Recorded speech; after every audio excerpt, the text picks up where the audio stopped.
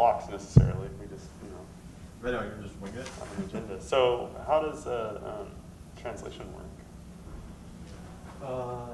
That I don't know. They had devices to do so, and those didn't work for some reason. Oh, no. So I don't know if someone's going to come in here and do that or not. I ran into Malachias earlier. So I don't have the answer to that question. And just for audio's sake, for the live stream, if you could speak into the microphones, that'd be fantastic. If Okay. you're feeling like you don't want to carry on the microphone, I'll notice. I'm going to be monitoring all the live streams from back there, and we can switch over to the in-camera microphone, but we'd rather use the actual microphones. So, And when you get Yep, questions, any of these, repeat no them problem. for the live stream people. Sure. Thank Ask, you. just repeat their question. And How they're all much- switched on, are they? Sorry? They're all switched on. Yeah, they should be. And if they're not, this little button right here, that slides. So it should be up. Yep, they're all on. Okay, great, thanks. Thank you.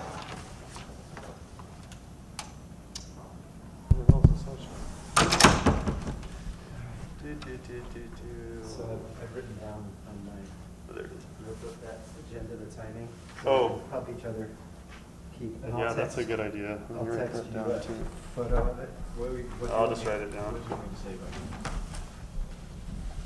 I'll just make some shit up. You don't have our bios? No, I didn't get a bio. Honestly. And Nick OSU extension. Yeah.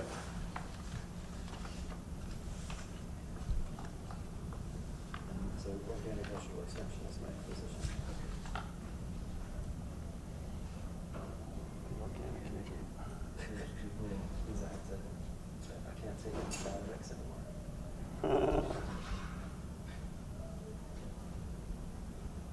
Doug, are you extension specialist and soil scientist? Yeah, I should know that.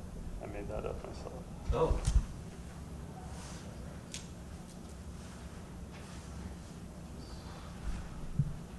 Be right back.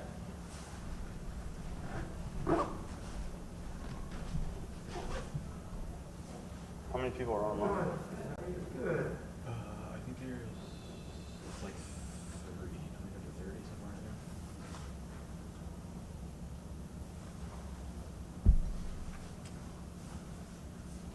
Okay.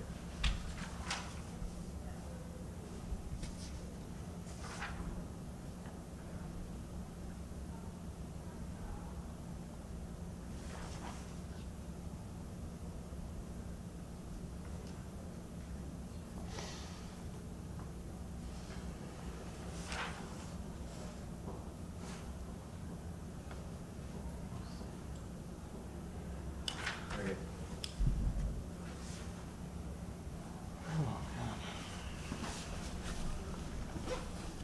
We go back home tonight? Yeah. I'll come back tomorrow. Are you talking about? No, Just- but I want to see the one in the afternoon. Yeah. All right. The AV department, we're just checking and making sure everything's good. Yeah, we just adjusted the zoom on the monitor. Yeah, totally. I think it's good. Kind of varies per product. Wow, those are picking up quite well. Check, check. Yeah, they. Okay, any videos? Yeah, there is no sound though. I mean, we don't Okay. need the sound, but there, I checked it, it worked. Perfect, awesome. But yeah, I don't need the sound for it. Yeah, no problem.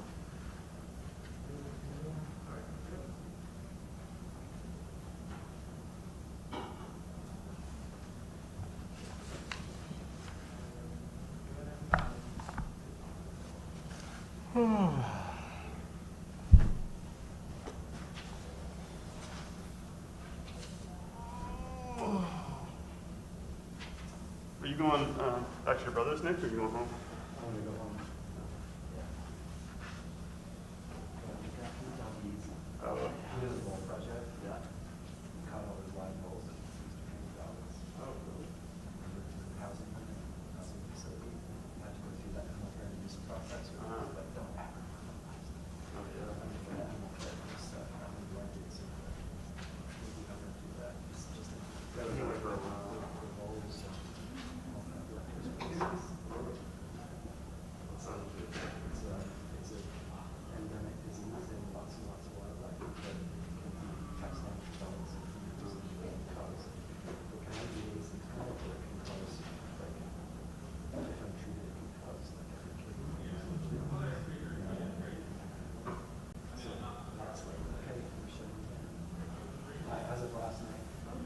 Yeah.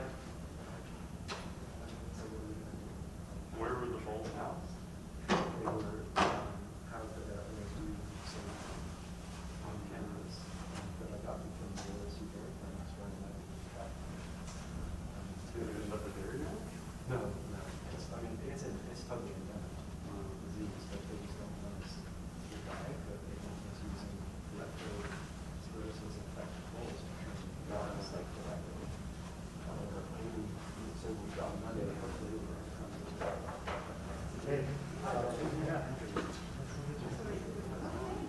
yeah, that's so nice to be in conversation. Conversation. Almost forgot to come down here. Started yet. That's a great job. That's your culture. Oh, thanks. No, I feel like the questions were great. I wanted to just keep talking. Yeah. We killed our 7 birds last Saturday. Oh, fun. Yeah. Oh, I like it. It went all right. I do it every couple of years. Yeah, if you ever want some practice, you do a bunch every fall. You do your own? Yeah. We just for ourselves, for our freezer. Yeah. And most of our birds we sell. How do you prepare them? I rent the equipment from, well, we used to rent the equipment. No, what do you do with the Oh, with the stewing heads? stewing it? Instant pot. Do you have an instant pot? Yeah, it works. Put a frozen bird in an instant pot for 60 minutes. And what else? That's it. We'll put in some carrots. Onion. Yeah. Okay. You get broth, maybe Let's you try get that. chicken. Yeah. And you can actually eat it? Oh yeah, it's because the pressure cooker makes them nice. So I did not try that. Last time I did a slow cooker. For Yeah, try the 8 Instant Pot. hours and it didn't work.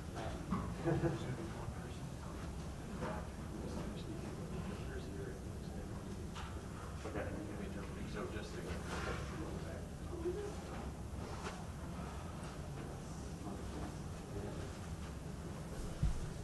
All right, that's a fun tip. We'll try that. So we slightly changed our agenda for the session, but nothing that impacts you. Puts me at the end. Yeah, I'm just Yeah. gonna wait to talk to the end. Save the best for last. Yeah. I think the tricky part is managing time and actually It is. having the 15 minutes. I at wrote the it end. down there. Yeah. Okay. Yeah. Yeah, it's so hard to manage unless you really practice it to get the timing right. Yeah, I haven't practiced it, have you?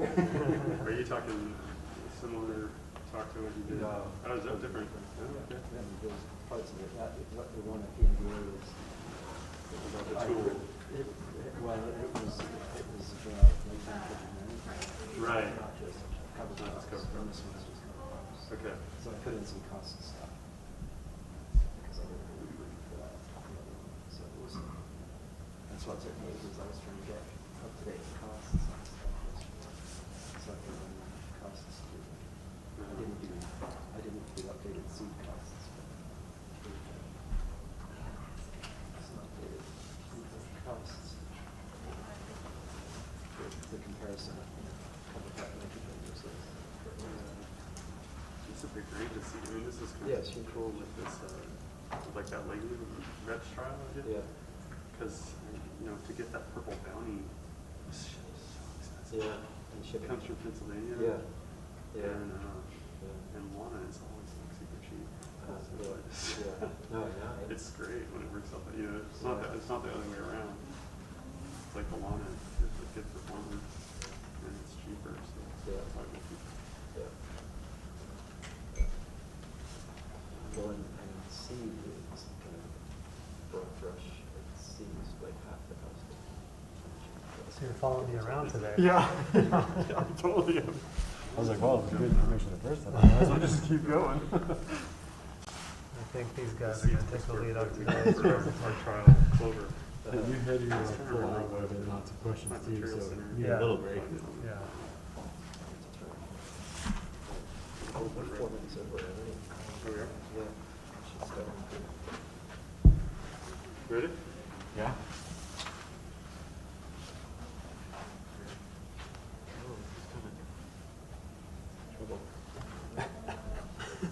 Mike's hot, man. Yeah. Hello, everyone. This is the afternoon session. This is session 2C, just to make sure you're in the right place. On-farm trials, evaluation, and decision tools for cover crop management.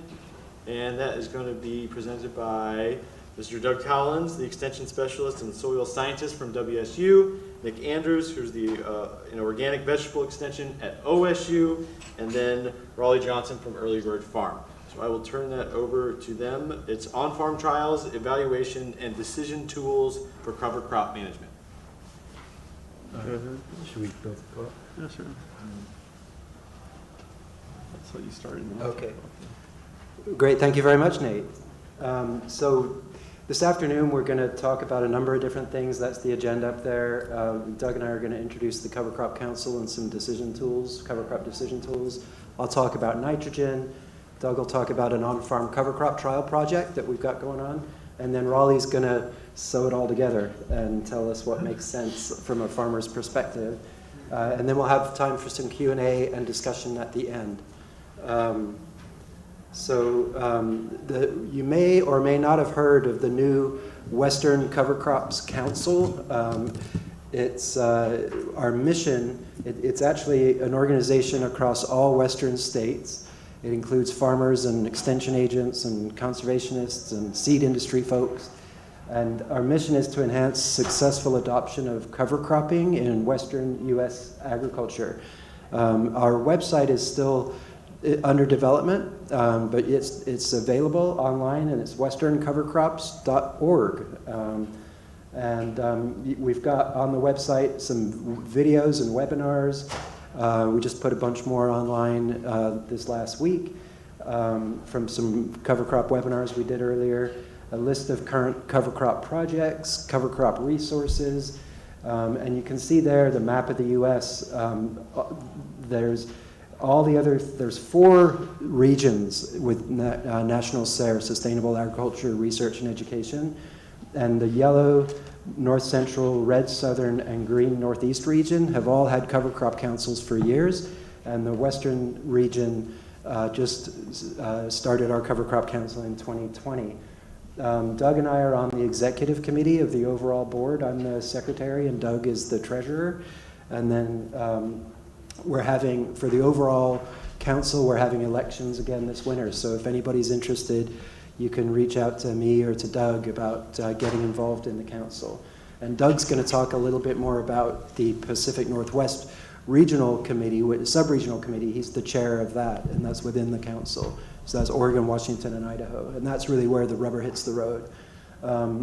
We did just put these new videos, a bunch of new videos online. If you can capture that QR code, it'll take you right to those on your phone. So there was a Pacific Northwest sub-regional set of webinars, and then an Intermountain West sub-regional set of seminars, all about cover crop adoption, cover crop research, that sort of thing. And then we've completed a cover crop survey for the Western region in spring 2020. We got almost 900 responses in the spring from farmers, which is pretty miraculous. The first question was, have you ever used cover crops? And in the Western region, 72% of farmers overall said that they had used cover crops at some point, and 79% of farmers in the Oregon, Washington, and Idaho said that they had. Acreage also, so that's good that a lot of people have at least used cover crops sometimes. And acreage from 2016 to 2019, reported acreage was increasing, and then 2020, people were anticipating to put in a lot more acreage for 2020, 2021. The main, we asked what the barriers were to adopting cover crops, and this is just kind of a word cloud. So the bigger the word, the bigger the bubble, the bigger that barrier was, or the more popular that was identified. And this was an open-ended question. So knowledge of how to adopt and use cover crops was very important, and then also the cost. But lots of other issues too: time, labor, water, timing, and other issues. So I'll pass it over to Doug for a minute to talk about sub-regional. So yeah, we're the Pacific Northwest Sub-Regional Committee, so that's Oregon, Washington, Idaho, and Alaska. And the idea with the sub-regional committees, we just talk about cover crops mainly. We don't talk about any kind of policy for the Western Cover Crop Council as a whole. We're exchanging ideas, looking for research ideas, extension projects. We meet about 6 times a year, so every other month, and really trying to get farmers, conservation districts. So we're probably about a year in, I would say, and had some really good discussions. One of the things I think where these sub-regional committees, the Western Cover Crop Council as a whole, we spent a lot of time kind of talking about what is the best way to divide and conquer such a large region. So we did talk about splitting up in bioregions or things like that, but for now, state boundaries just make the most sense. So even obviously within the Pacific Northwest, there's a lot of different climates, even within our sub-region, but I think it's mostly positive to, have discussions where things are similar and different across the different climates that we have. But as we'll talk about our goals for selection tools and things like that, I think that's an area where the sub-regional committee will really have a lot of impact, putting those heads together in terms of making recommendations that will sort of be the back end of tools for cover crop selection. That's it. So, yeah, he used the word tools, and if you go to the Western Cover Crops website under resources, if you go down to selection, there you'll see that there is quite a lot of information about selecting cover crops on there. Most of those are variety trial reports, but there's also a link to some other projects. One of those is some NRCS agents in the Pacific Northwest who've worked with us a bit, developed a Pacific Northwest cover crop selection tool, and it's an access spreadsheet, but basically you enter your site characteristics and the purposes that you're looking for in your cover crop. And so if you just search for NRCS PNW cover crop selection tool, you'll find it. Don't try to write down that URL. And then you enter in your purposes, and it'll generate a list of cover crops and performance ratings for all of those purposes that you entered, right? And they've got a whole collection of potential purposes or reasons for using a cover crop that you can choose from. And then they also have detailed seeds per pound seeding information for each of those cover crops species to help with establishment. There's also the Midwest Cover Crops Council developed a cover crop selection tool, so you can go to their site and see it. There you enter your location. It's for the Midwest, so that it doesn't have Washington as an option.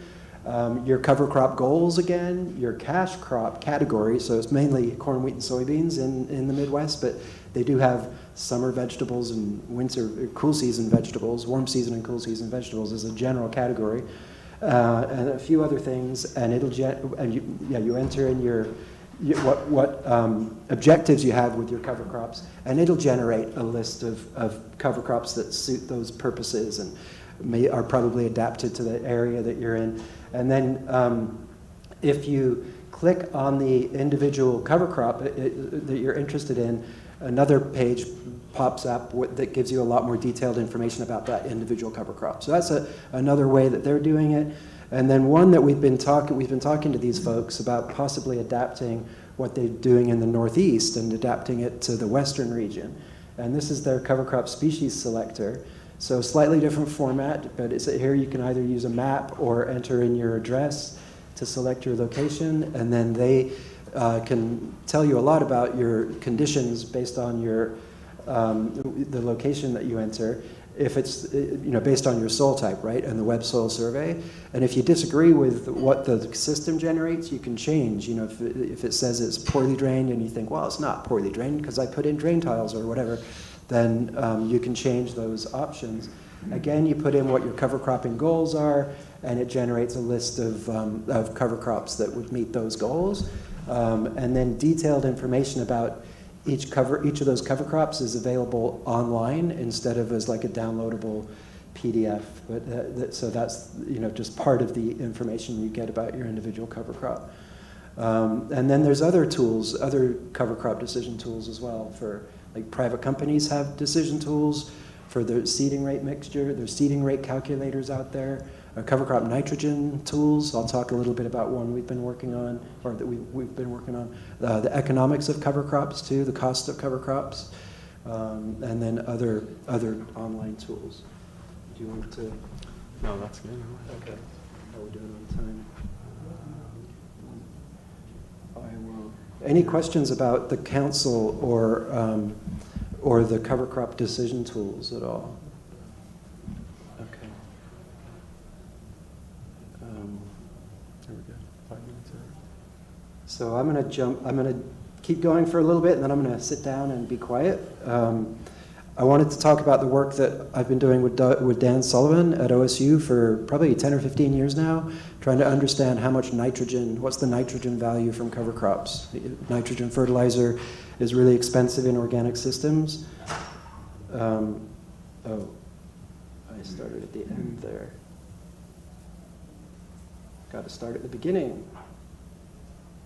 So, and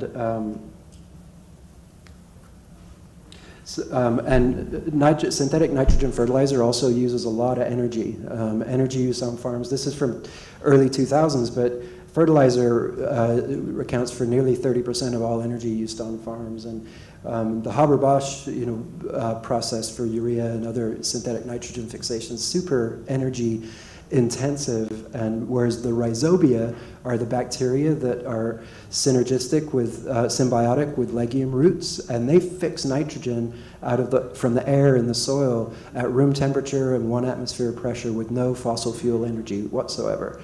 So it gives an opportunity, if you're growing legumes in your system, to grow your own fertilizer and save a lot of energy. But estimating the nitrogen contribution can be a little difficult, right? Because you don't know what's the application rate, how much biomass was there in the cover crop, what's the nitrogen content, and then how much of that total nitrogen is mineralized. So the old way of doing it is in publications like this from 1998 at OSU, where they just give very general estimates of, the cereals don't release any nitrogen. In fact, they actually immobilize nitrogen.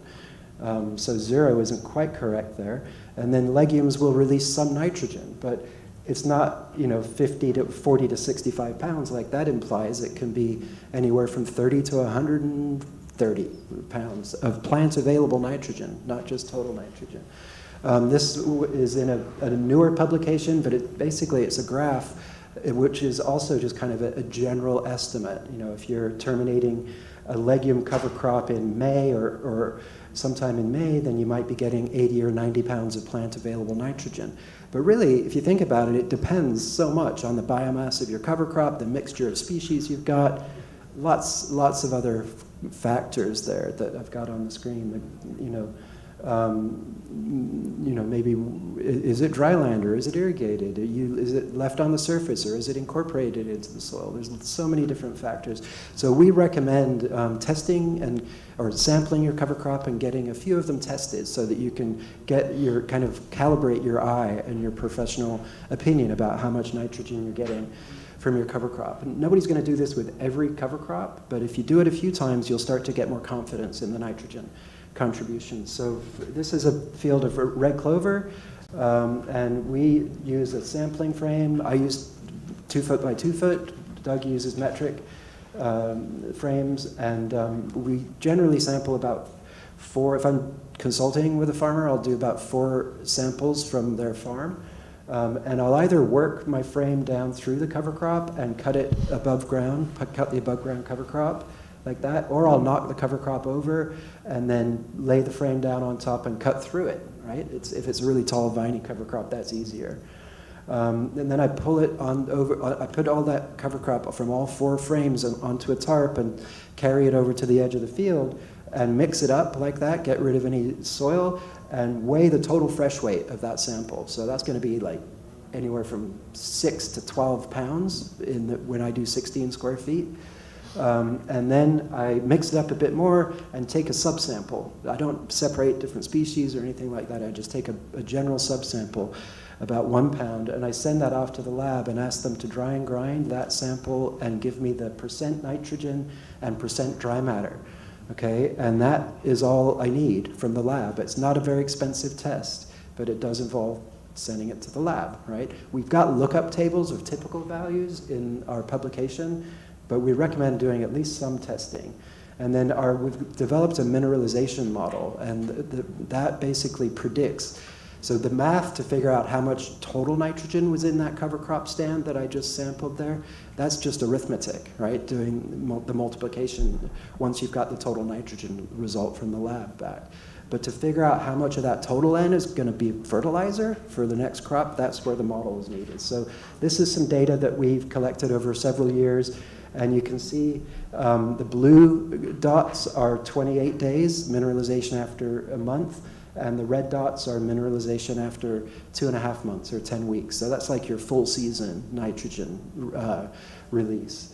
And then the dotted line there is where it's 0. So if you've got low, and on the x-axis, right along there, that's the total percent nitrogen, and the y-axis there, that's the percent of the total nitrogen that releases as plant available nitrogen.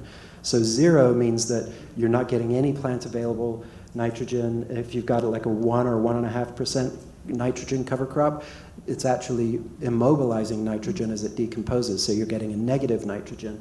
But if you've got a 3.5 or 4%, then you're close to 50% of that nitrogen is going to be available as a fertilizer, basically, for your following crop. So, we've got these lookup tables in the publications, or our online spreadsheet there. It's a set of interconnected spreadsheets. It's the organic fertilizer and cover crop. Yeah. Your harvesting, was that all the above ground? That's right. It has nothing to do with the roots of the nodules or anything like that? No, that's a really good point too. At this Can you point, repeat the question? Yeah, we're just harvesting the above ground. We're not digging up the roots. The roots, the rhizobia are there, right, fixing the nitrogen from the soil, but they send all that nitrogen up to the shoots, right? And so the roots themselves don't have that much nitrogen in them. And so their carbon-nitrogen ratio is relatively high, right? They've got not much nitrogen, quite a bit of carbon, so they don't really mineralize much. Thank goodness, if we had to dig up the roots, nobody would do it, right? So that was kind of lucky. I'm glad it worked out that way. I thought we were going to have to dig up roots when we started. Is there a timing of that? Like if there's more rhizobium nodules, you wouldn't want to in the sample? No, and we didn't actually do that research. That was done in the late 90s, early 2000s, where people did partitioning studies to see how much nitrogen is in roots, cover crop roots and cover crop shoots. And this is all in the context of annual cover crops. If you're in a perennial system where the cover crop's there for years and it's shedding, it's a little, you would have a completely different approach, right? So in our calculator here, when you enter in the fresh weight from your field sample, right there, the total N from the lab and the dry matter from the lab, it predicts the 1 month and 2.5 month plant available nitrogen. So that top one there was immobilizing a bit, -34 at a month and -13, and then that one at the bottom, triticale 36 pounds of vetch, it was immobilizing over 140 pounds of plant available fertilizer value. There's very few vegetable crops that need much more than that. So it's definitely possible to grow all of your own nitrogen, right? So we've been using this to do some on-farm cover crop trials. The farmers we're working with wanted to know what legume's going to give me the most nitrogen, right? So this is a bunch of different legumes. I don't have time to go into the details, but Doug's going to talk more about these trials and this project. It's 1 rep per farm, but you can see the blue line is 1 month, the orange line is 70 days, 10 weeks. So again, at 10 weeks, some of these were releasing up to 100 pounds of fertilizer value, nitrogen, again, not total nitrogen. And then farmers were also interested in we want to, not just the legumes with the most nitrogen, but they wanted to grow cereals to raise organic matter, right, and compete with weeds, but they didn't want to immobilize nitrogen. And legume seed's expensive, so what was the least amount of legume seed they could put in their cereal cover crop to avoid immobilizing nitrogen? I thought that was a really interesting question. So first of all, this is the dry matter, and their assumption that you can get more dry matter from a cereal cover crop seems to be bearing out. You know, this isn't enough replicates yet, but you know, we're up around 6,000 to 7,000 pounds of dry matter with the cereal cover crops, and down around 3 to 6 with the legumes in those trials. And then this is using the calculator to figure out where's the tipping point between immobilization and mineralization. So at the bottom there, we had 100 pounds of triticale, and then 0 pounds of vetch, 12 pounds of vetch, 24 pounds of vetch, and 36 pounds of vetch, right? And you can see in the 0 and 12, we're negative, below the 0 line, right? We're immobilizing. In the 24, we're short-term immobilization in the first month, and then a little bit of mineralization after 70 days. And then the 36 pounds of vetch, we're actually getting a fair amount of mineralization, right? So we're thinking somewhere around a 1-to-3 ratio with those cover crop species, right? With triticale and vetch, and that's common vetch. And then if I have time about the... Yeah, you're doing well. Okay. 1 to 3, go back to that. So 3 pounds of the legume, or? 1-to-3 ratio. So that would be like 24 pounds of common vetch and to 100 pounds of triticale, Okay. right? Sorry, I was trying to go too quickly. With those two species, with triticale and common vetch. And common vetch is a very popular cover crop here. And I think the seeding rate for a lot of cereals would be, this is very similar, right, as the triticale, you know, somewhere around 100 pounds per acre. And some of the work Dan and I had been doing for a while did sort of suggest that it doesn't take all that much legume in a mix to counteract the potential of a cereal cover crop to immobilize nitrogen. So it's nice to just see this kind of playing out that way. And then final thing I wanted to talk about is the cost and comparing. And in our OSU calculator, you can enter all of the costs of your cover cropping. So this is this is the top of the spreadsheet where you enter the cost of your first species, second species, third species in the mix, and then your seeding rate. And then you enter how much did you pay for inoculant, right? And then which isn't hardly ever, that's so cheap, you hardly even need to put it in there. What's your fuel cost in dollars per gallon? What's your labor cost in dollars per hour? And then you scroll down, and then what sort of seeding, how did you seed it? With a spin spreader, with a drill? How big was your tractor? How wide is your implement? And it's got these enterprise economic calculations that'll figure out how long it would take you to seed an acre. And then did you irrigate? How many times? It calculates some labor costs and electricity costs for your irrigations. And then when you're incorporating the cover crop in the spring, how did you do that? Did you use a mower? Then did you use a plow or disc, or what sort of implements did you use for that? And this includes depreciation costs of your equipment as well. So if anything, you know, the depreciation is kind of a big expense with the way that economists do depreciation. So if you're using old tractors that are fully depreciated, these costs are probably going to be a little bit on the high end.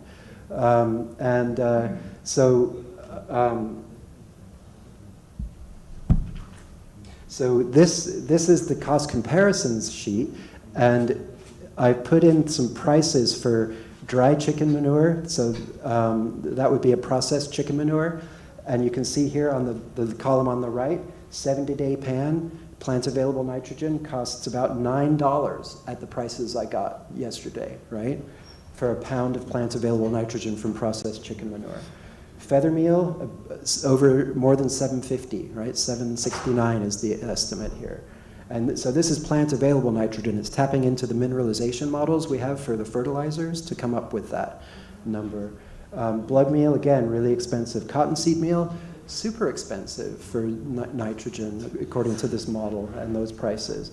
Raw broiler litter, if you've got raw chicken litter somewhere and you're paying about $25 a ton delivered, which is very cheap, it's basically free where you pick it up, that's pretty much just hauling costs. It would be about less than 90 cents a pound, which is pretty competitive with synthetic fertilizers. And the vetch, if it's high biomass or even if it's a low biomass cover crop, 220 to 440 is the estimate. But it's going to really depend on, this was a hypothetical scenario that I put into the calculator with the management costs and the cover crop biomass. That's a realistic, they were realistic numbers, but it's going to vary on your farm. So you can run those kind of cost comparisons. You might not do that every year, but it might be interesting to do it once in a while. But this points out that usually, not always, but usually cover crop nitrogen is going to be a lot cheaper than most forms of organic fertilizer nitrogen. And then, so this summary, I got these summary tables by running the calculator simulations. And so there's those organic fertilizer prices up at the top in the white, and then the pale green is cover crop from common vetch if you got high, really good stand or not such a good stand, 220 or 440. And then the next one is common vetch if you just want to account for the seed cost, right? Because you're going to be, if you're managing cover crops anyway, you're going to have a lot of that tractor and implement and irrigation or whatever other costs. So if you take out all of the management and depreciation costs, it's $1.16 or $2.32 depending on your cover crop biomass. And I'll skip the bottom one there. That's just a rye vetch. What is the high-low? The high-low. So the high would be high biomass cover crop. So like I called that for this hypothetical situation. I called that 6,000 pounds of dry matter. Like that would be a really good vetch stand. You know, and that's pretty consistent with what I was finding in Washington County. Low was 1.5 tons, so 3,000 pounds of vetch biomass, which is still okay. You know, you're going to get about 40 pounds of plants available nitrogen from that, but it's not a super high, really great, you know, vetch cover crop.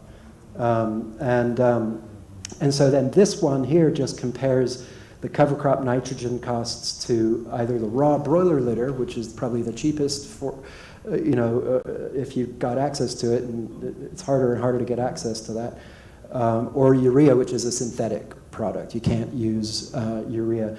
And urea at $500 a ton or $800 a ton, and right now it's over $800 a ton.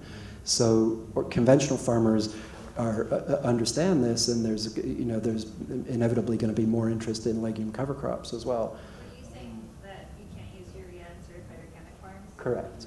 Yeah, you can't.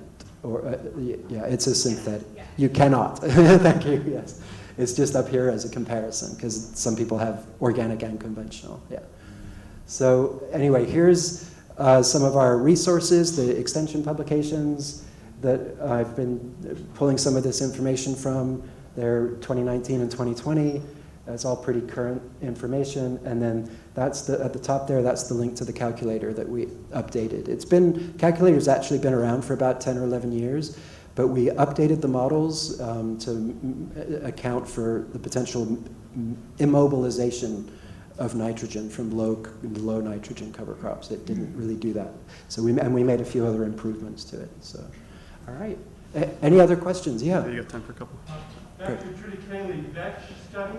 You said one of the goals was to increase organic matter, but then you showed us how you were able to preserve plant available nitrogen. Did you see gains in organic matter in the soil in addition to the plant available nitrogen? We didn't measure that. It's a very small project where we're just doing on-farm trials. So, and it was just one, we're not keeping the plots in one spot. So that's the farmer's objective, and our sort of assumption was that a higher drier matter cover crop is going to be more likely to increase soil organic matter than a low dry matter cover crop, right? And I know there's a lot of assumptions in that statement. So no, we didn't directly, and we wouldn't expect to see a big change in 1 year. That would be a much more expensive research project to do. But that would be really great to get a grant like that, yeah. Yeah. Do any of these calculators show how much mineralization happens after a certain amount of time? Yeah. With a lot of the farmers that I work with, they don't want to do a cover crop because they have to exterminate so many weeks before a set date for insurance purposes. Oh. Yeah, so the calculator, the OSU one that we've developed, it gives 2 time steps, mineralization rates a month after incorporation and 10 weeks after incorporation.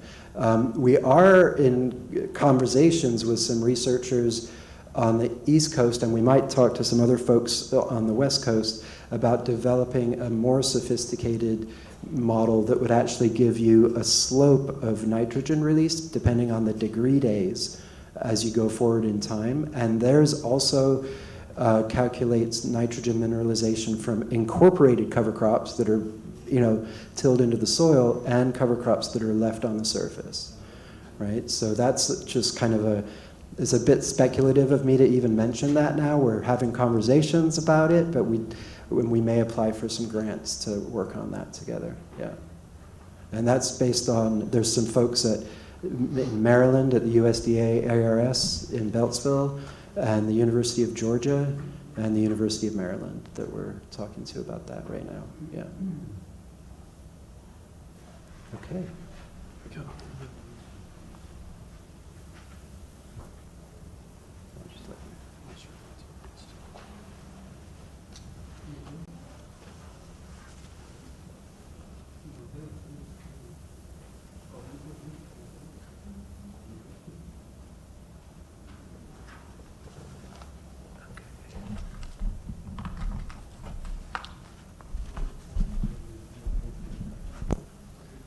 All right, what a pleasure to be here.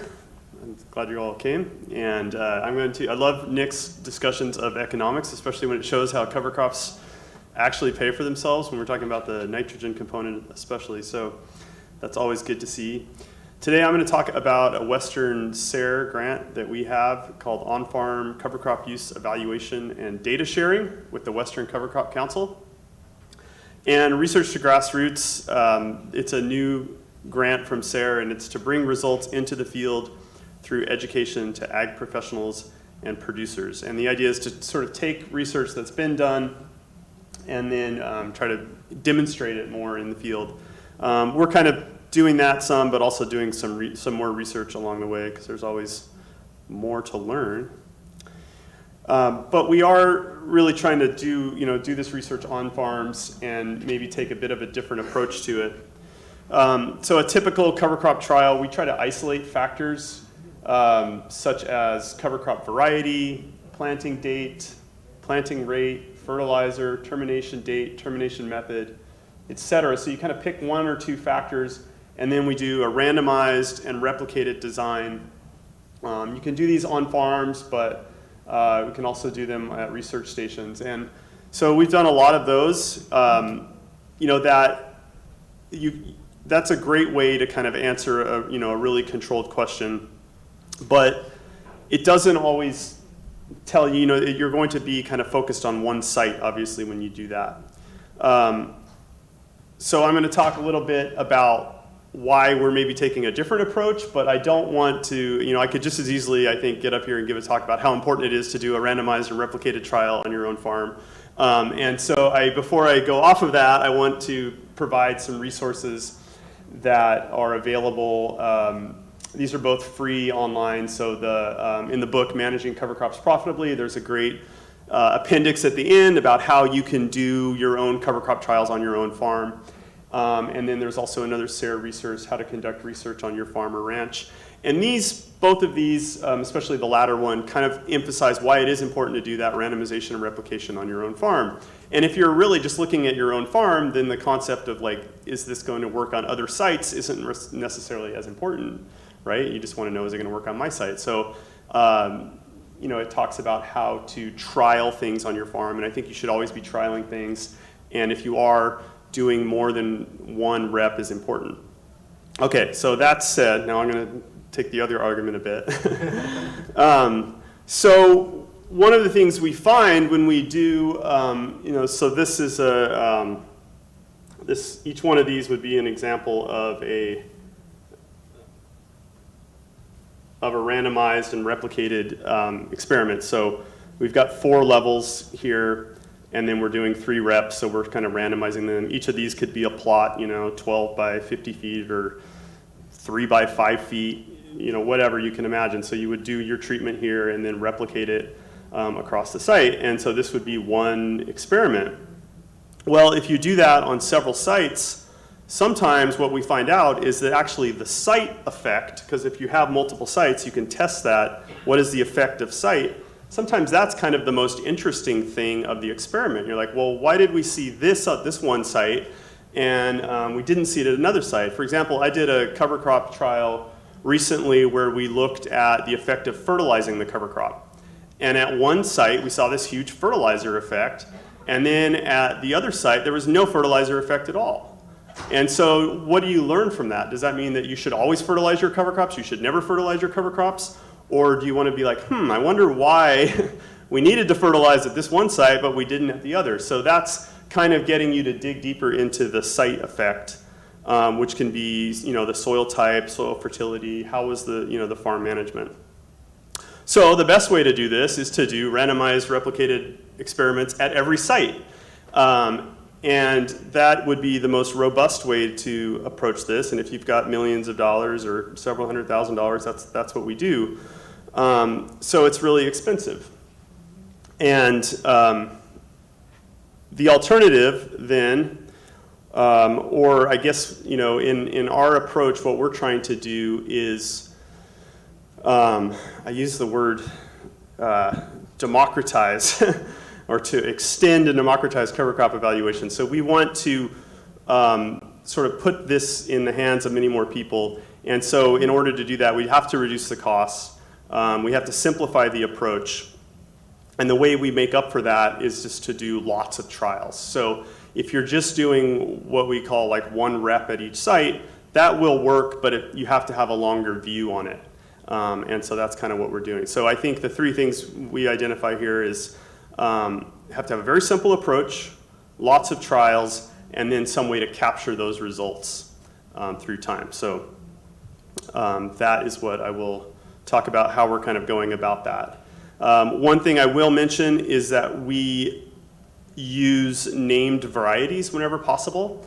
There are not very many named varieties for common vetch, and I can't remember the reason for that. It has to do with the economics of it. Do you remember exactly why that is? It's like it's not. And the fact that I think it's the economics of the seed yield and that they're not produced in the U.S. probably maybe because of the economics of it. So that's a little speculative. Right. So, but it's confusing because common vetch is a type of vetch, but then there's also this variety not specified element of seed. So we're trying to avoid the variety not specified as much as possible, but you'll see in some of our trials we have used some common vetch varieties not, from different suppliers. And then on the other hand, we are using named varieties like Purple Bounty is a hairy vetch that's a named variety.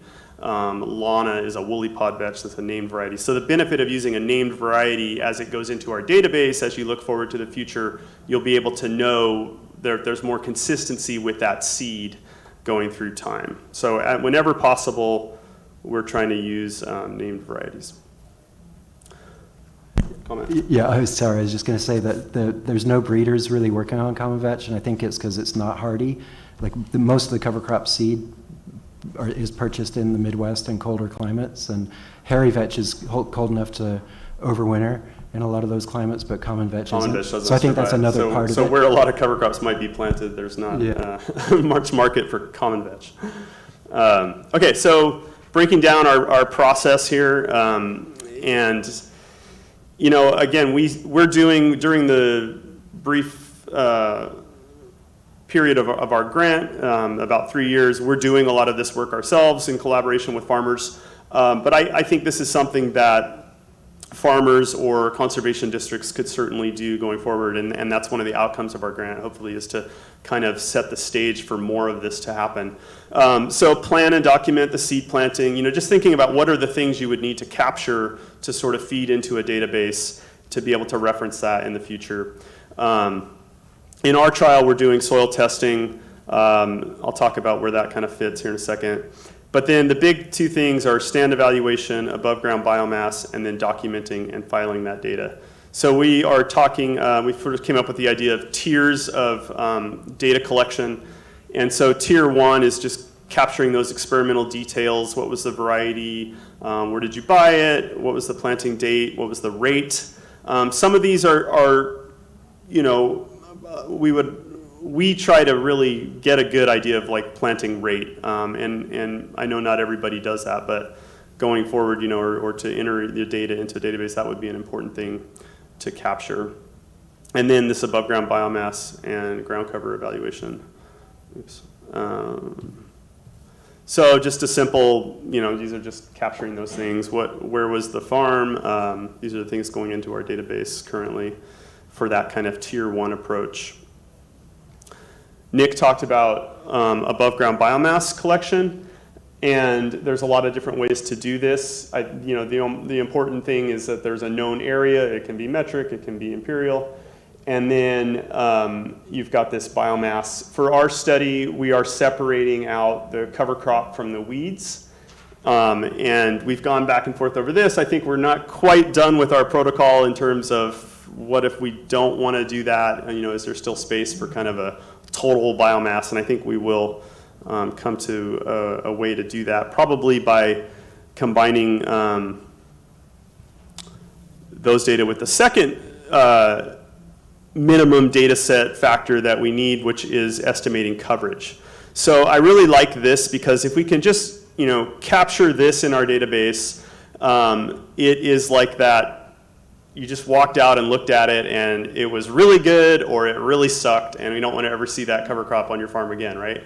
And so you can kind of get that. We put some numbers to it in terms of estimating the coverage. We get the cover crop bare ground. You can see in that upper left picture there's quite a bit of bare ground there, but there's not a lot of weed coverage. And then in some of the other ones, the one to the right, that's a sorghum Sudan grass, a little more weed coverage versus a mustard down there with like 0 weed coverage. And then the one in the bottom left, we have 2 cover crops planted there, a buckwheat and a clover. So you would estimate the coverage for both of those in the estimation. Okay, and then cover crop trials can get much more involved if you're trying to look at what was the effect on soil health. Some of the work that Nick's doing, I would certainly not, that's not like our tier 1, just how did it grow? That's asking a different question. He's looking at the nitrogen availability or the immobilization. And to do that, that requires getting some more information about the carbon and nitrogen status of the cover crop.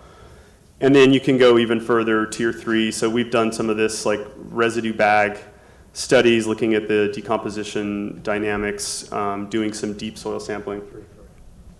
Okay, so just to brief what we've got so far, we're going to put in data that we have from previous trials into our database to start filling this up. But just from the current experiments that have been done, we have numerous, like a dozen sites in there. This is just looking, kind of splitting the cover crops into 3 categories: non-legumes, grasses, and legumes. You can see the above ground biomass just from those.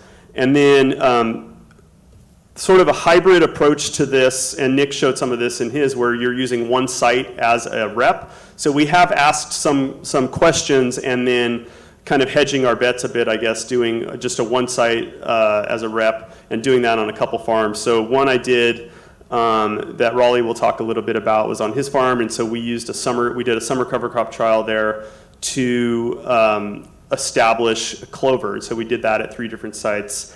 I won't talk about the results of that. I will talk about the second one, which is where we did a vetch variety trial. And so we had 10 entries and did that at 3 different sites. And then one that we have underway currently is an interseeded cover crop trial. So looking at the vetch trial, this is just, I guess, saying like, okay, how does this work? So these are 3 different sites. They're all basically in the same area in Pierce County, Washington, but very different soils and farming conditions and weed pressure and everything like that. But for the most part, it looks pretty good. You can see, so these are our common vetches from 2 different suppliers. This is Lana Vetch and Naomi Vetch, which are Woolly Pod Vetch, and then Purple Bounty, the hairy vetch. And this is just looking at the total biomass. We're using seeds per square foot there. And so we planted at 2 different rates, a low rate and a high rate, and you can see the benefit of that higher rate. Clicking the wrong button. So that's total biomass. Those are the pounds per square foot, or pounds per acre. And this is the coverage data, so also pretty good. Again, I would point out that this one variety, this one planting is kind of coming up good at both the Lana and at the highest rate. You can see the difference. And then here I just looked at a % of the total biomass. So that made that one farm where, you know, the biomass was so much lower, it kind of evened it out a little bit. We don't get quite as much variability if we look at it that way. Okay, so interseeding, Raleigh will also talk more about this. So this is actually planting that Raleigh did before we even did our trial. So he's experimented with this quite a bit. And this is clover, I think, that Raleigh had planted. And the trial that we have underway is looking at some, so there's, I've seen a lot of people interseeding clover, and it's kind of one that you can go and overseed by hand pretty easily, or with a belly-mounted seeder. So what we're looking at are some larger seeded crops, which aren't as conducive to just sort of throwing them out on the soil. You need to get them into the soil. And so this is the current trial we have underway. This is how we planted it. This is planting at Early Bird into Raleigh's kale, and then planting into broccoli at 21 acres in King County. And we're just using these push seeders. And then this is really cool because we're doing this at 2 different counties in Washington and then also in Oregon. And this is Nick's new tool. Let's see here. That will show you what Nick is up to there, which is pretty exciting. So this is a tractor-mounted interseeder. And so we have the exact same cover crop varieties, planting rates, at 3 different farms. So it's not as robust of a design as doing a randomized replicated trial at each site, but it's really, if something is really good and it shows up through this kind of very different site, then we know it's good. And again, if we can repeat this again next year and start to really see what worked and what didn't work. Okay, I'm going to pass it over to Raleigh. These are pictures from that trial on his farm, and then you can. Yeah, these pictures were, thanks. I'm Raleigh from Early Bird Farm in the Puyallup Valley. So we're just growing a small 2-acre market garden, but we've been working with Doug on a couple different trials and having fun with some of these experiments.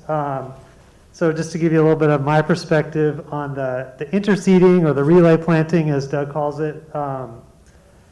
Doug actually did this seeding himself this year, but as you saw in the previous photo, I've fooled around with interseeding in our fall brassica as a cover crop. The idea being, want to have a cover crop growing into that broccoli and cauliflower and kale as it goes into the winter, as those crops that we're harvesting start decomposing.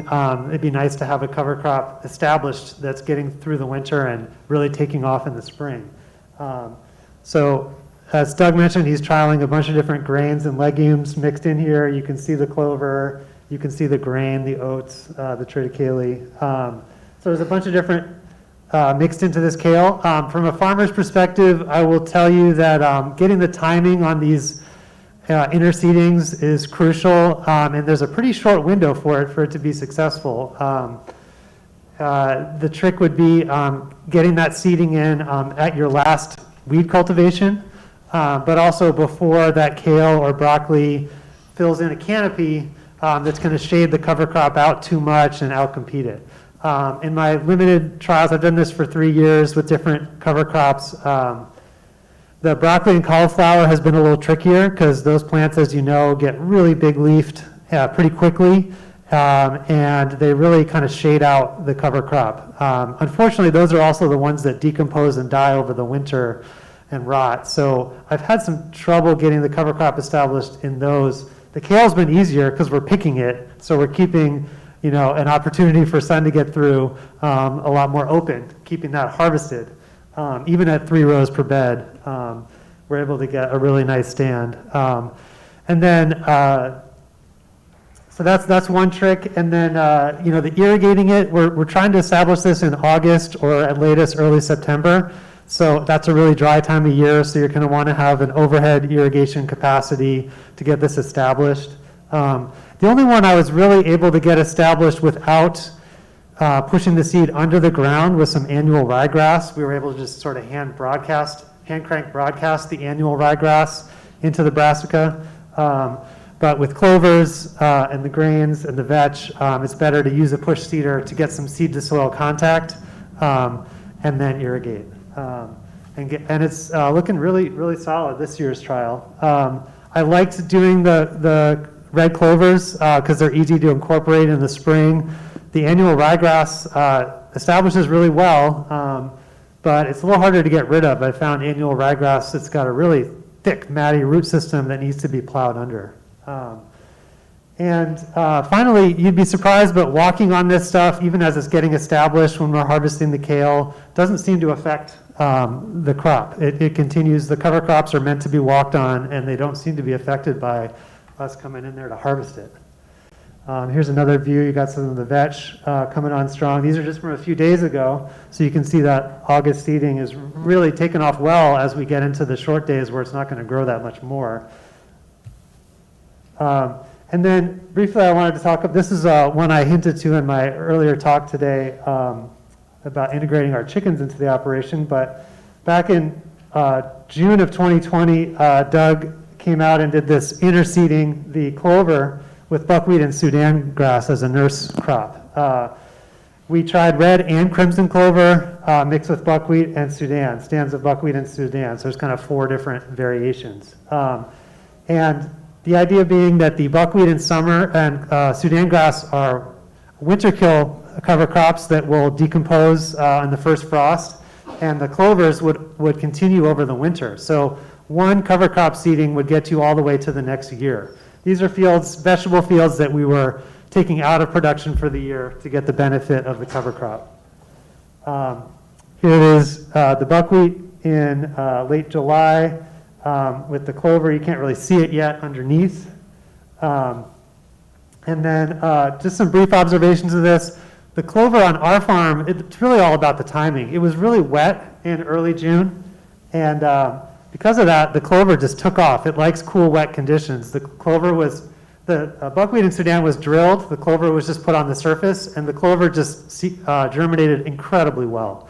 But typically, it's a little drier, especially with climate change we've been experiencing lately in June. So it's kind of competing interests here. The Sudan grass likes it warm, the clover likes it cool. And so the Sudan grass and buckwheat both didn't really do that well because it was so cold and wet in June. Whereas the clover, you can see it coming on there in August, really strong. It's flowering already there on the right photo. But we had to mow down the buckwheat and Sudan a couple of times to prevent weeds from going to seed. So I didn't really get that strong Sudan grass stand that I wanted to get. But man, did the clover look well and strong when we got to the next spring. This is from April 22nd of this year. And this is the red clover. Interestingly, the crimson clover winter killed, and the red clover did not even close. So it is, I did a little more reading. The crimson clover is considered an annual, and the red clover is considered a semi-perennial, so that may have something to do with it. But we ended up running our chickens through here around this time, and then working this under and planting fall brassicas into this field with really good success. So it's tricky to get the timing right on these. It's really specific to your farm and your conditions. Our neighbors at Zestful Gardens, right down the street, did this same trial with the clover and the buckwheat in Sudan, and they did it 2 weeks later. So they had a much cleaner, drier field, less weed pressure, but the clover didn't take off at all. And the Sudan and buckwheat did amazing. Isn't that right, Doug? Yeah, I think it was 4 weeks. 4 weeks later, Yeah, yeah. So getting the timing, just a 1 month difference, it's just a completely different result. Now, if you had an overhead irrigation capacity, which we don't, we're more reliant on the rain to get these cover crops established, I think it opens up a lot more opportunities. But we're excited to keep working with these opportunities, and I'm open to questions before we wrap up. Yeah. With your interseeding, I haven't heard as much about it recently, but I've heard about the idea of a green bridge, that it could cause problems if you go from one planting to the next without any space in between for pest and disease issues. Have you guys seen any pest or disease problems with those intercropping for your cover crop? Yeah, they're looking at me. I typically follow this brassica plot with a fallow or a cover crop summer, so I'm not following it directly with another crop. So I'm not the right one to answer that. Yeah, and it is a really complicated question. It's like the typical extension answer, it depends, right? So if your cover crop is a host of a disease, an important disease or insect pest that your cash crop is, then that's going to be more of a risk. And if it's not, it's really, so one of the big examples of this is hardly any of the farmers, I work with a lot of diversified vegetable growers in Western Oregon too, and hardly any want to grow mustard or brassica cover crops because of the risk of clubroot. But I think when you look at the pest management extension or information, a lot of the time, it's I don't know. I really what to say. It would depend on the pest organism rather than a broad statement that's going to increase. Yeah, there are some pathogens which we say have a strong saprophytic ability, so they can survive on non-living plant material. So if you kill your host, like wheat, for example, say you kill the wheat plant, they can still survive on the dead wheat. And then if you were to kill the wheat and then plant something soon right after, they would survive on that decaying material, and then as soon as you planted that other plant following it, they would go back to being a pathogen. Whereas if you leave a period of fallow in between, there's less opportunity for that to occur. So I think what we're doing with the interseeding, it's kind of challenging that, right? It's like directly planting two crops together. So I guess the hope is that they complement each other rather than sort of trading diseases back and forth. But So it hasn't happened to you, that's good news. yeah, I've not seen it, and again, maybe if you had the right combination, you would see it, obviously. So yeah, I think a radish cover crop planted into a brassica, cash crop would not be a wise choice. But this has been extremely complicated, I think, as we think about our database, right? And how do we capture this level of complexity? What was the cash crop, that you planted Right. into your? What was the So cost yeah. that's one of the things we're struggling with. Yeah. I feel bad because I have more of a general question that really That's okay. pertains to, and this is great, this is very specific to mixed veg, annual crops, and interplanting or cover crops with mixed veg, but I'm thinking about you guys are representing this whole western area, and I'm working with a lot of farms in drought conditions, desert, sagebrush areas, and lots of coworkers are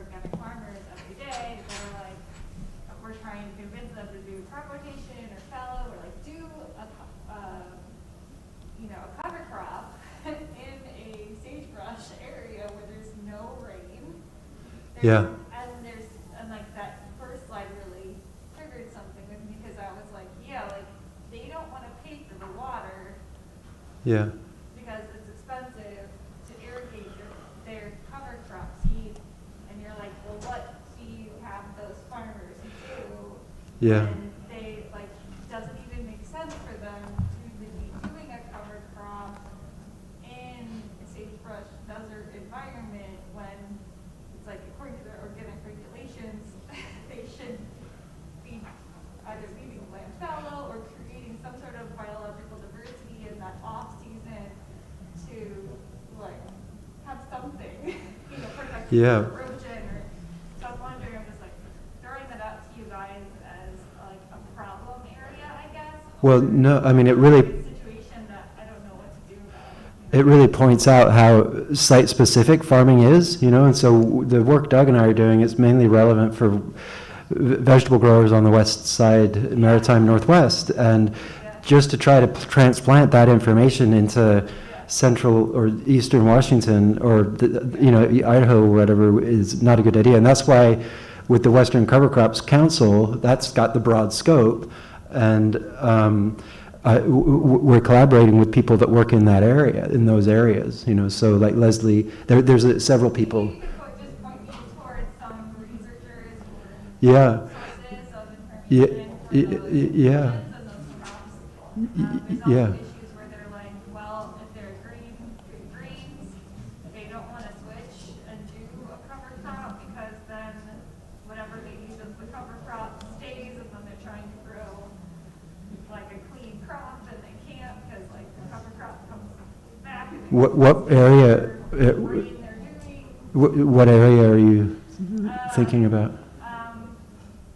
Just, I work a lot with the farmers in California out on I mean, I think you could compare it to probably Washington. Oh, okay. It's like,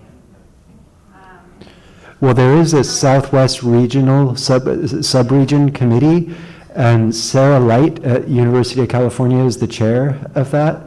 And if you get in touch with that group, they're going to have, they're California, New Mexico, and Arizona, I think. And they'll have people working in that area that are. in like eastern Washington, I'm guessing they have similar issues. Uh-huh. Yeah. Steve Hines is a University of Idaho person, and he's working in sort of Intermountain. And on the videos on the Western Cover Crops Council, there was a whole series of videos from the Intermountain West, between the Rockies and the Cascades. So, but it's further north. Actually, Sarah Light is organizing a cover crop council conference. I think it's in February of 2022 for the Southwest region. So, and that should all be on the calendar of events. But yeah, you're right. It's so site specific. That's why we divide it into subregions. Yeah. Yeah. It's a whole different conversation. Yeah. Yeah, you bet. One more question, maybe? Yep. What do you recommend for farms that are no-till for after like mowing or mulching down your cover crop? Just kind of compost on top of that and put back into it? Well, that's a whole nother topic, I guess. Yeah, I've done some experience. I have some experience with mowing the cover crop. I think the key thing there is the timing. So you want to. We found that if we wait, like with a grain cover crop at anthesis, which is flowering, if we mow the cover crop, it won't regrow. So in those instances, we've mostly focused on trying to kill the cover crop before planting to the next crop. Vetch also at flowering, when it's 20% or more flowering, we see that mowing will do a pretty good job of killing it. I haven't had good success with roller crimper, especially with vetch. And then another technique, depending on your size and what you're doing, is tarping or oculation. And so there's some good research coming out where people have done kind of a so there you might do something like roller crimping or just crimping the cover crop and then putting a tarp over it for a couple of weeks. About 3 weeks is all it takes there. So that's another interesting idea. It's not, I haven't done much research with it. It seems kind of hard to scale up, but maybe with some good agricultural engineering, we could get around that. So, yeah. Just a comment on that, I saw a really cool sort of on-farm mock trial, I'm gonna call it, because there was no replication or anything, but they roller trimmed a vetch triticale cover crop, and then what they ended up doing was modifying a piece of their planting equipment to come through with bolters and just split holes in, because the thatch, the cover was like 4 inches deep when they first rolled it. And after they were split it, they have made little openings that they could then come and plant into, and it gave enough sunlight and room for that for the seedlings to get started. Because that was their issue, was too much residue to plant through Right. planting squash. Uh-huh.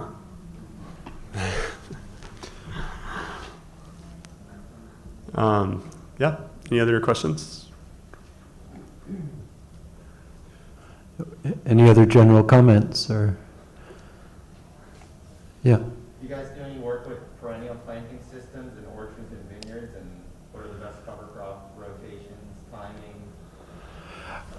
I haven't done much with yeah. that. Chris Benedict in Whatcom County is an extension specialist. He's done a lot with berries up there.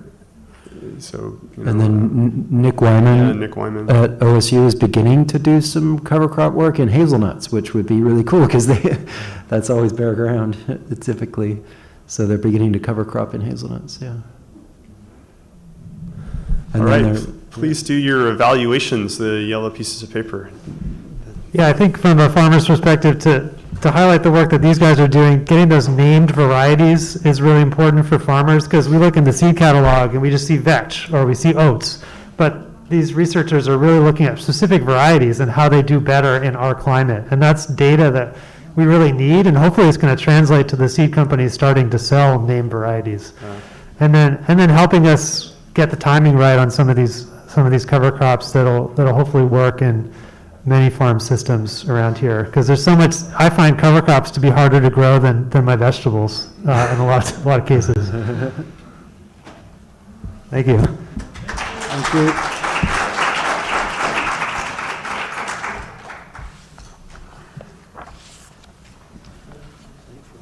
All right. Yeah. Thanks, Raleigh. Yeah, you too. It's cool that you guys are doing this similar stuff at different scales. I mean, you've got The new manager of OFS, Judy. Oh, nice. Nice to meet you. Hey, yeah, great. How's it going up there? It's going good. This is my first year there. I was the assistant this year. I had to step out. What we're talking about.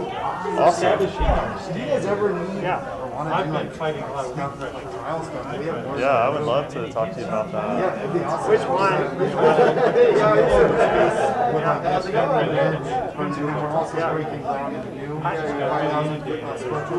What time of year are you talking about getting established early or late?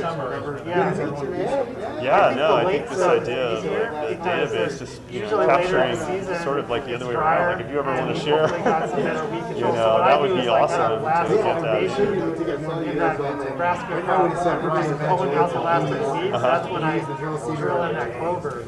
And You've I tried the found interseeding? that a lot of times it doesn't germinate well because it's too dry, so like getting it drilled in with good seed to soil contact is helpful. But hopefully that time of year there's less weeds. Winter It's that squash is tough spring and because early it's summer shady. clover. Well, I still got hit. Yeah, there's a guy down in Oregon who has good success with the squash, but when we tried it in Puyallup a Yeah, number it's of not years doable ago, because clover we doesn't. never had much That's why like success, the so early I don't summer know they tried to do the if Sudan there's a and variety buckwheat thing or just with the maybe the clover to planting, help you gotta do it super shade early. out or So much something. organic matter. Yeah, I'd like to try this without Yeah, it's kind of cool. I mean, I want one of those things that Nick has. buckwheat are terminating in the fall. That interseeder Our is so crops, awesome. so they'll be gone by the spring. Yeah. Yeah, cool. I just want to That's only like, well, those are almost $1,000 a piece, I think. Oh, So right. for like, so he's got seven. that's just He's got finding 7 gangs there. I think it was like $8,000. But hopefully that's being incorporated by, well, yeah. Yeah, I think they're very similar. This is clean cedar, but it's similar to Jang. It's there, right? Yeah. Well, nice to meet you. Yeah, Jeff. Thanks for introducing yourself. Cool. Hi. What's that? We got enough microorganisms. Yeah. Bugs I in the had- soil. I had never used a bush cedar, because we've done mostly transplants. I don't think it's all disappearing, but that's So, not but I my had some, it was fine, I mean, yeah, I just like, the calibration, just gotta figure, they're not hard to figure out. I mean, that field, because it's interesting to see Yeah, later in the I mean, summer. one of the things we did, I didn't go into the details, but, Well, so, that to get clover to, that was really lush when you came out in the spring. to get to this situation where you've got the rye and the vetch, so we had to go over it, And I didn't want to plow it under, so we twice. just mowed it and disked it. Because you So we ended up can't- having a lot of these like clover rye and plots. vetch, you probably could have figured out a mix, but like rye and clover, it won't work. Like all the like your first 10 feet is going to be all clover. No, So the way, like when I've done those kind of mixes with my big drill, I've got actually 2 seed a lot of boxes. that already So I can happened, dial like, in the the clover previous at one year. rate and then dial in the grain at another rate. And then we have done a lot of mixes, but again, I think the rye and the vetch are close enough. And I've never done a study to see like, oh, did I drop more vetch at the beginning? I probably did, but I don't know. I don't